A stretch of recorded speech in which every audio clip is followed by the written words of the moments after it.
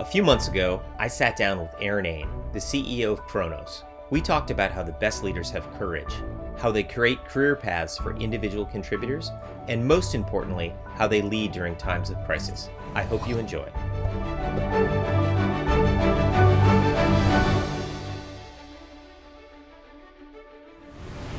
I am here with Aron Ain, who is the chairman and CEO of Kronos. You could be considered the father or godfather of workforce automation.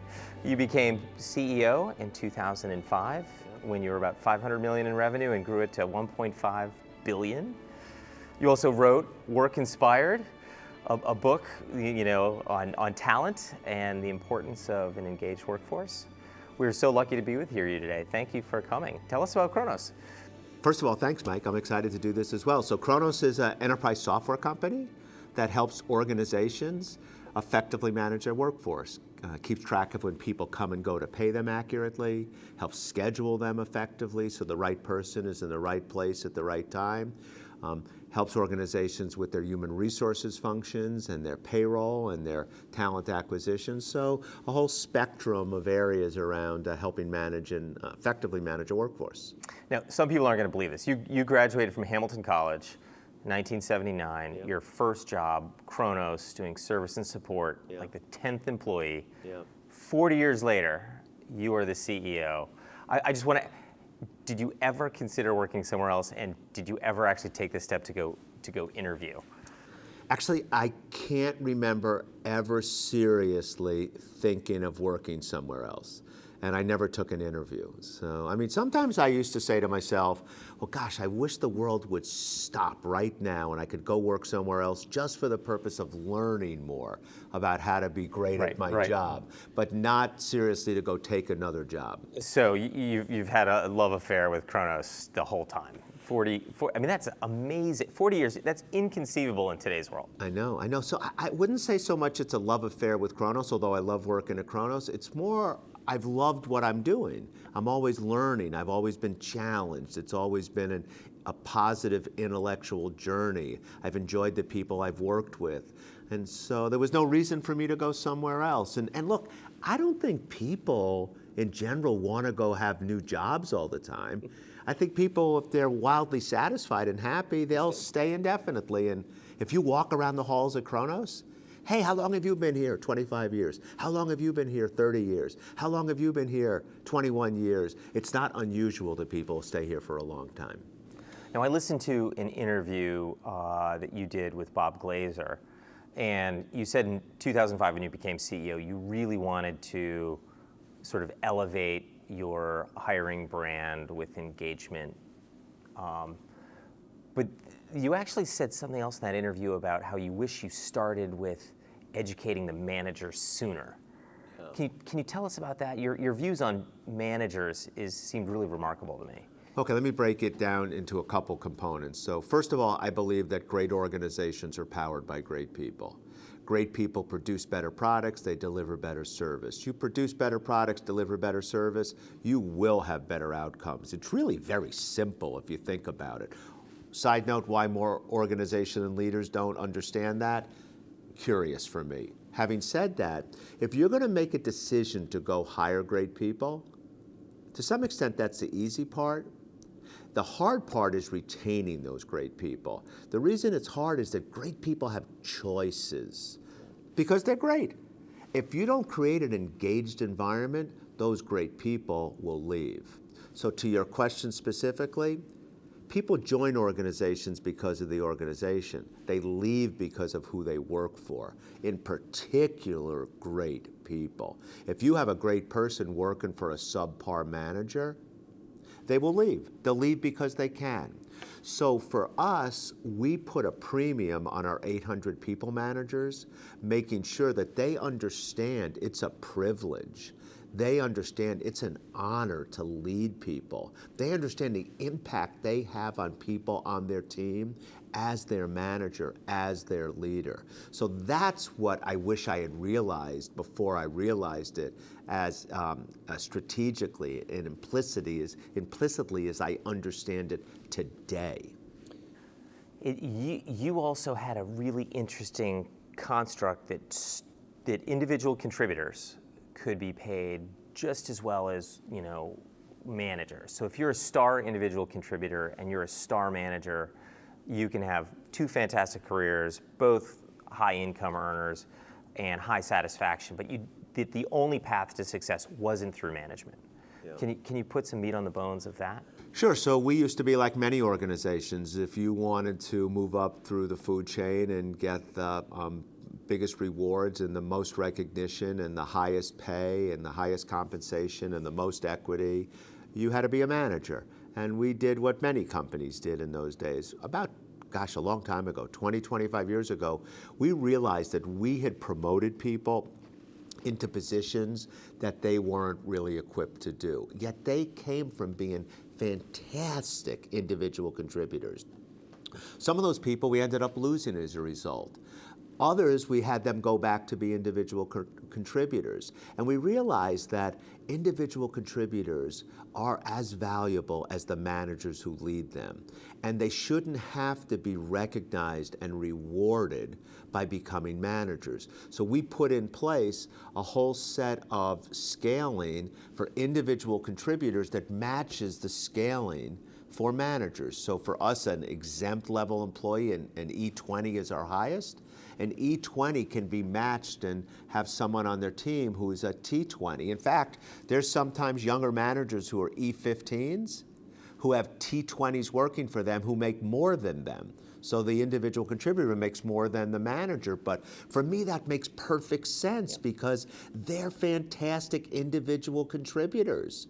And we want to reward, recognize, but more importantly, we want to create a career path for them, a reward system for them. We want to create a set of roles where they'll excel and stay with us in that position. So that's why we do it. That seems incredibly enlightened. So many so companies. logical, isn't it?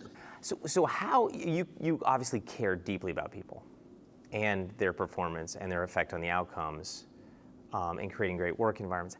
How do you get your new managers to care as much as you do? Yeah, so we talk to them about it. We teach them. So every one of our managers, our 800 or so people managers, have to go through a multi-day set of training, which we call Courage to Lead. It's our homegrown training program. I tell people, by the way, that it takes unbelievable courage to be a great manager. Unbelievable courage. Who likes to have difficult conversations with people about things? Nobody does that.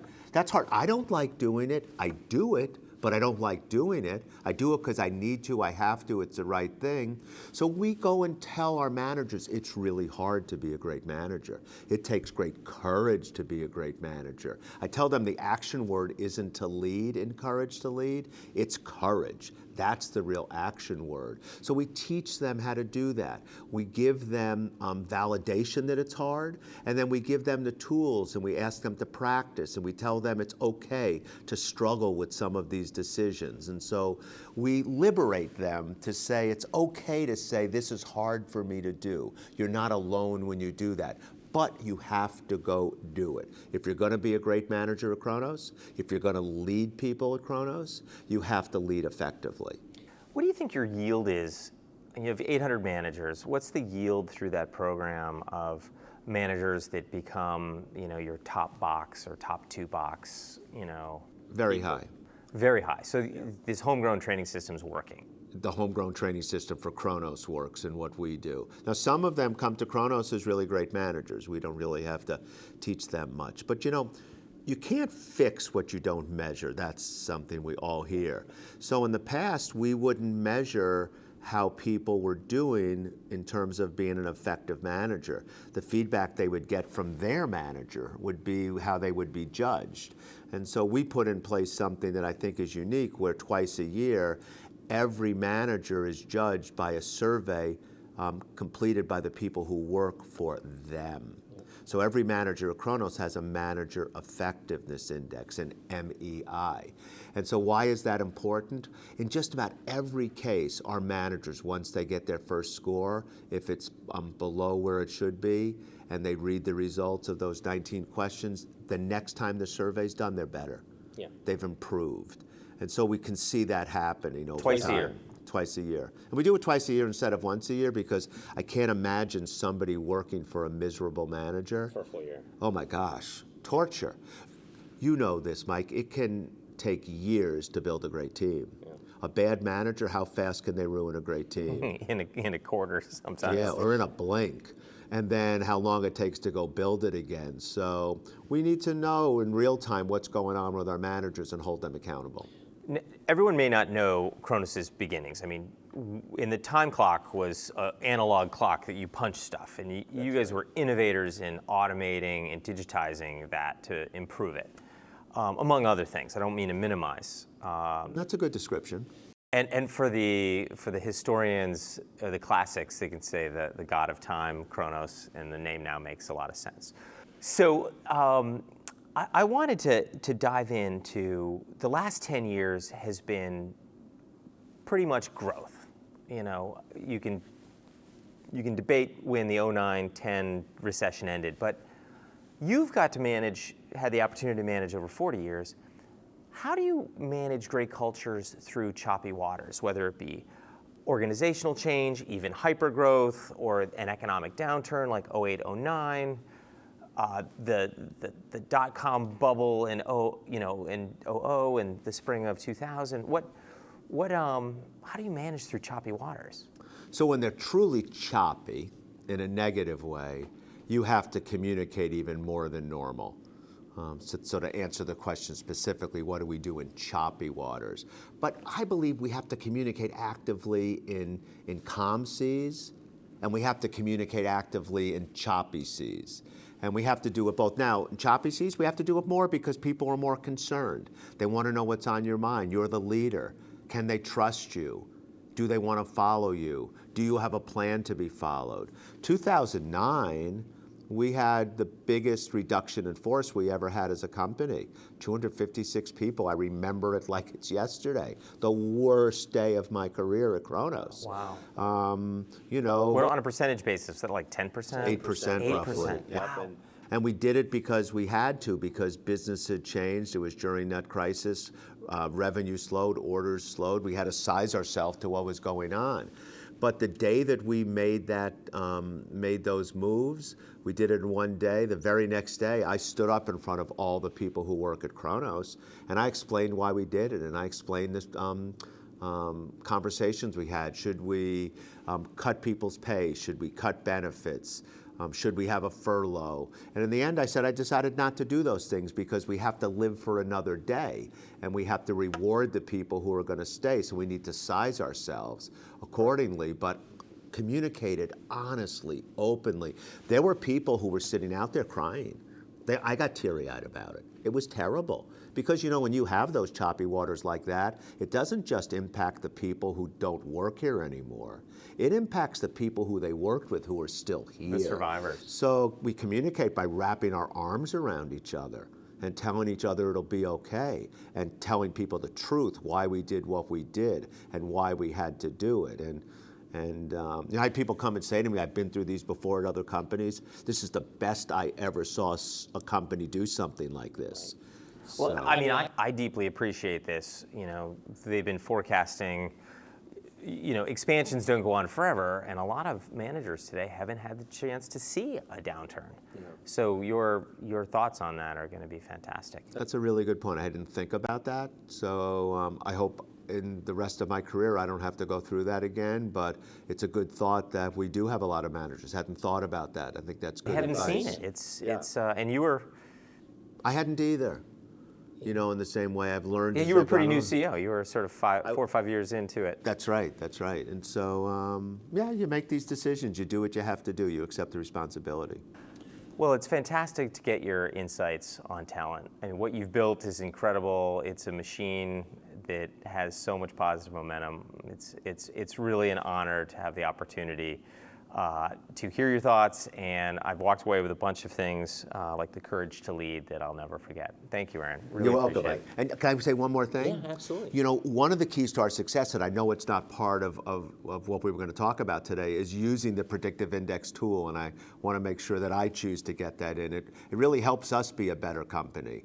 And it's helped us do so much more in terms of helping us match our talent effectively and be in a better employer and having a more engaged team. Well, it's kind of you to say. This was not intended to be an infomercial. I know that. That's why I brought it up. But I was a client for 10 years, was so passionate about it with my business partner that we ended up buying the company.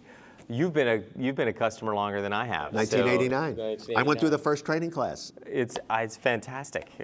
The first trading class At for Kronos. Yeah, no, it was around before that. No, yeah, but it's so key that you went through that training, because when senior members buy in, it becomes cultural. Oh, I was all in. I was doing everything they told me I shouldn't do. I was giving it to my wife. I was giving it to my relatives. And I remember they said, "Don't do that," and I said, "I'm doing it." I did the same thing. Yeah, I've never been very good at following instructions that I don't want to follow. I gave it to our child care providers. Yeah. And if I had a Maverick, really low D, so no structure, I would order pizza. Right. You're like, because I didn't want them cooking. Right. Leaving the gas stove on. Right. And there are other patterns like, no, you can cook. You're good.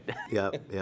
No, same thing. And so all my friends and family knew about what a high A, a low B, cutback D was, all this stuff. That's so, great. Well, thank you for sharing that. All right, you're welcome. I just had to get that in there on my own. Super. Okay. Well, thank you, Aaron. All right, thanks.